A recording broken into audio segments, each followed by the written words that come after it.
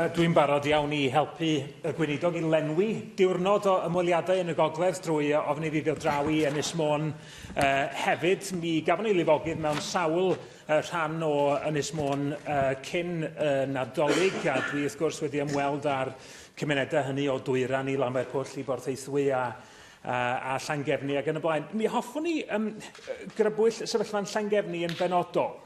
Dwi wrth gwrs wedi bod yn trafod sefyllfa yno efo Cyfoeth Naturiol Cymru.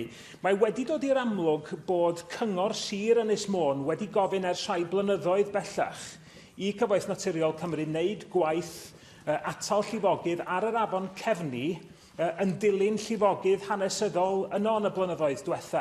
Ac mae hi yn amlwg bod Cyfoeth Naturiol Cymru wedi methu a blaenoriaethu y gwaith hwnnw, sydd ddim yn waith rhyfeddol o gymleth, ond mae'n waith sydd angen i wneud. Gai ymrwymiad ganddoch chi fel gweinidog, a byddwch chi yn sicrhau bod Cyfoeth Naturiol Cymru rwan yn blaenoriaethu y gwaith yma gan nad risg ar bapur, fel da ni wedi gweld mewn rhan eraill o Gymru, cynnwys rhath yng Nghaerdydd sydd gan ni fan hyn, ond risg gwirioneddol wedi brofi gan dystiolaeth.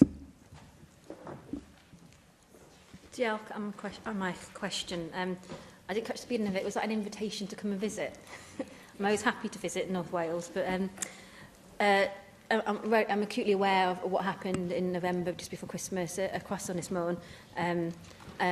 And I know that the Welsh Government officials have been in touch with local authorities and NLW, but if the member would like to write to me on that, then I will then take it up for him.